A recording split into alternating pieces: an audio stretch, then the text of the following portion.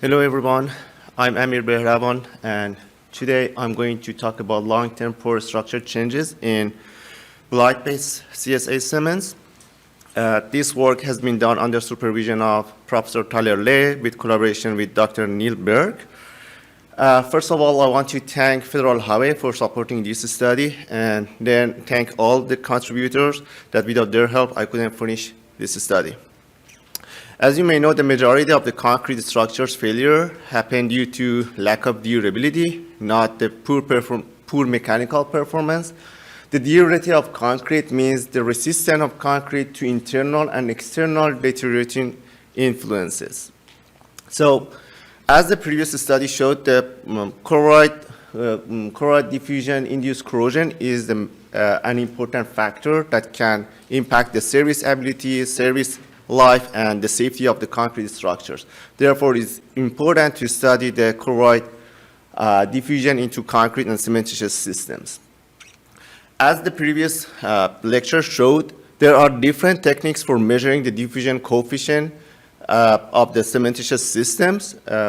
One of the most powerful and direct observation techniques that many researchers have been used and nowadays still they are using is following ASTM C1556, that in this test procedure, they make a concrete sample, soak in a salt solution for a specific time, minimum from 35 days to up 90 days, and then destructively get powder from the sample at different intervals, and then with a titration test, measure the concentration profile, concentration of the chloride at different depths to get the concentration profiles. While this technique is powerful, still it has some drawbacks. For example, the collected powder is a combination of paste and aggregate, and is destructive and cannot use the sample for other measurements or evaluations. Therefore, we use another direct observation technique called TXM. For doing that, we use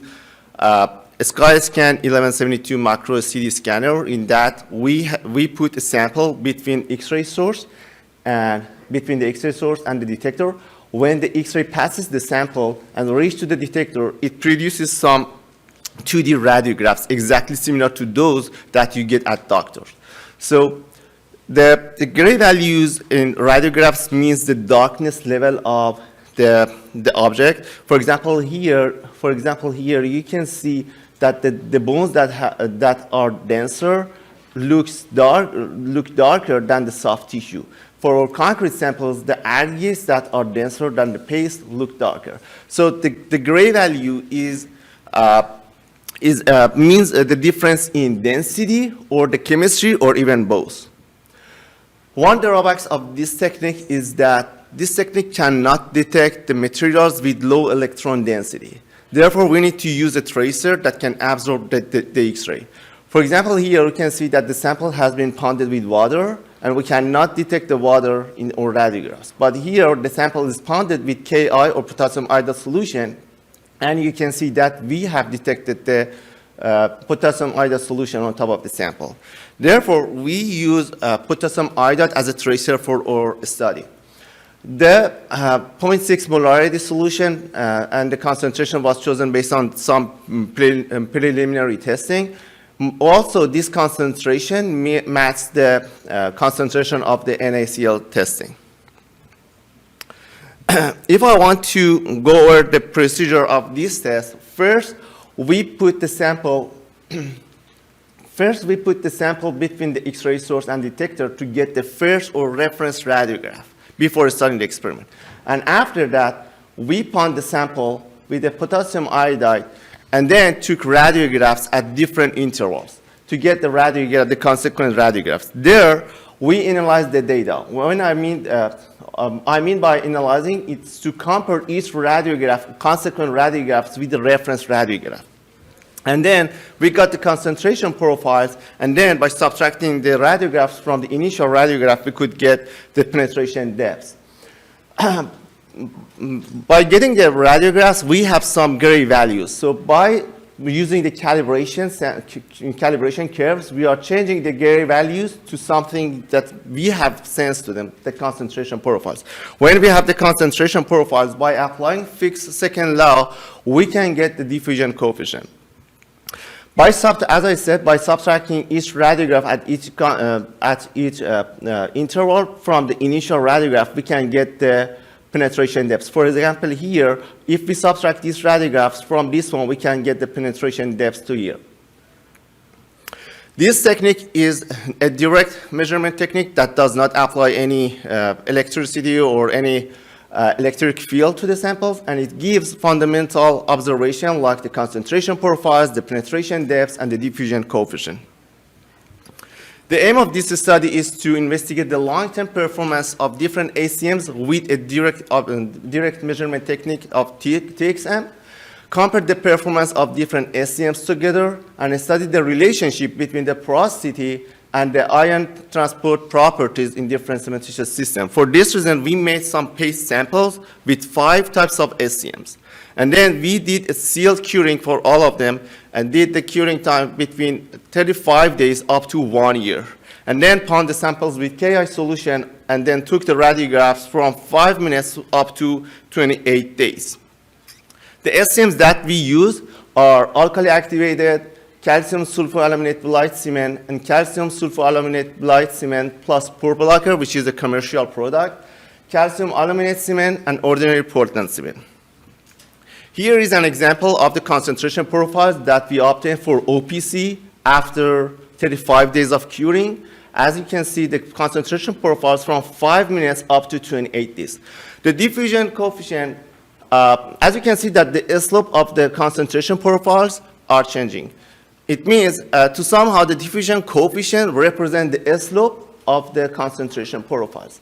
As you can see, the slope of the slope of the concentration profiles is dynamic and changes over time. But after 14 days, you can see after 14 days, 21 days, and 28 days, we reach almost the same slope, or to other words, the same diffusion coefficient. For this reason, after here, when I'm talking about the diffusion coefficient, I'm going to represent the diffusion coefficient that we obtained based on the 28 days of ponding results. Here is an example of the concentration profiles for OPC, cured for different days from 35 days to 1 year. Again, the concentration profile slope means the diffusion coefficient. When we have flatter slope, it means we have higher diffusion coefficient. When we have a steeper slope, it means that we have lower diffusion coefficient. As all of you expect, by increasing the curing time, we are getting lower diffusion coefficient and we are getting steeper slope. From here, just in sake of time, I'm going to focus only on representing the diffusion coefficient results. Here are the comparison of the different diffusion coefficient that we obtain at different curing times for different SCMs binder that we have studied. The first thing that we can see from this graph is that different binders perform totally differently. So look at here, different materials at the early edges like CAC3 perform better than OPC at early edges, but after that, they perform worse compared to OPC. Other binders like CSA2P perform worse compared to OPC at the beginning, but after some specific curing time, they perform much, much better than OPC. The other thing that I want to take your attention to is look at the porosity results here. For the OPC, for the AA1, we have lower porosity here compared to OPC, but we have higher diffusion coefficient. Or look at the OPC results for 1 year. The porosity is almost the same for CSA2B results. But as you can see, the diffusion coefficient for CSA2B is much, much lower than OPC. It means that the porosity is not a good factor to use for predicting the long-term performance of different cementitious systems. Let's look at OPC first. Here are the results for OPC. As you can see, for OPC, the porosity didn't change that much up to 180 days, but the diffusion coefficient improved, but after 1 year, the porosity improved by 7%, while the diffusion coefficient improved by almost 50%. Let's look at CSA2 results. Again, the porosity didn't change that much up to 180 days, but the diffusion coefficient improved by almost 50%. And after 1 year of curing, the porosity improved by 15%, while the diffusion coefficient improved by 66%. Other researchers have studied the pore structure of a CSA2 cement, and they found that this binder has high interconnectivity. And this is one of the reasons that this cement or this binder performs worse compared to the OPC. The reason for diffusion coefficient improvement over time is the formation of monosulfate, which takes time to form, and the monosulfate has bonding capacity, whereas the ethringite doesn't have any bonding capability. Let's look at CSA2B results. As I said, CSA2B results, the diffusion coefficient was higher compared to OPC at the early ages, but after that, you can see that while the porosity remained constant, the diffusion coefficient improved by more than 98%. It means that by having bright additive to the CSA2 results, we can get very good performance. The reason for better performance of CSA2B compared to CSA2 is the existence of pore blocker in the CSA2B matrix. So it takes time to form and be effective to fill the pores, but it works. It effectively works to reduce the diffusion coefficient. Here are the results for CAC3. For CAC3, there is not any general trend for increase or decrease of diffusion coefficient. It attributes to the conversion that happens in the microstructure. But one conclusion that we can get is that after 35 days, the diffusion coefficient increased. So it means that after 35 days, the microstructure goes over some changes. Here are the results for AA1. Again, for AA1, the porosity didn't change that much, but after 1 year of curing, the diffusion coefficient improved by 93%. Let's look at all other binders one more time. If you look at here, we can see that different binders perform differently at different ages. So it's so difficult and challenging to find a specific testing time. While it's so common for OPC to test after 28 days of curing, but look at here, for CAC3, up to 35 days, we had good performance, but after that, the performance totally changed. Or look at CSA2B, after 56 days, we had totally different performance compared to the early ages. So it's so difficult to reach a consistent testing time for different binders. The conclusion and summary of my talk today is that the diffusion coefficient for OPC improved by almost 50% after 1 year of curing. The diffusion coefficient for CSA2 improved by 50% or 66% by during the curing time from up to 180 days or up to 1 year.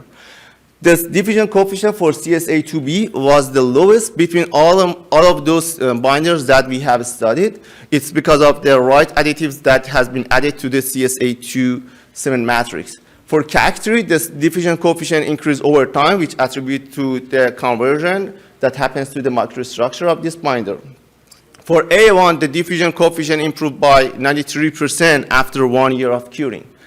One of the most interesting results for this study was that the porosity is not a good parameter for predicting the long-term performance of different cementitious systems.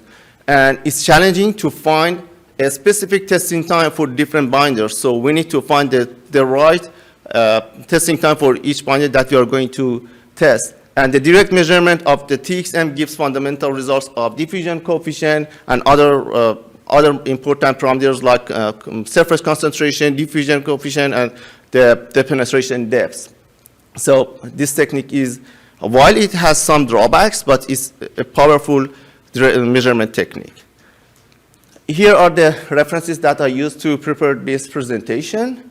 And here is the paper that we published from this study that you can have access. It's an open access publication, so we can get more discussion in depth for the results that presented here.